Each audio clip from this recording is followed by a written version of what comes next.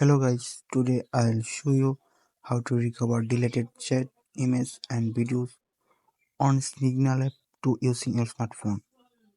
First open the Signal app. Now click on three dot menu and click on setting. Now scroll up and click on chat. You can see chat backup. Click here and turn on. Choose your folder. Just choose a folder and click on use this folder. Click on allow.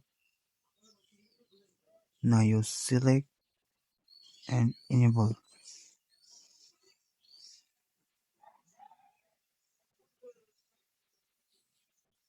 Now your all file, photo and videos are recovered here.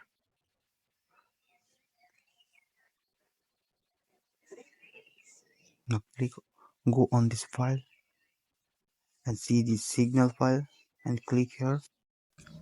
You can got all recovered file in here.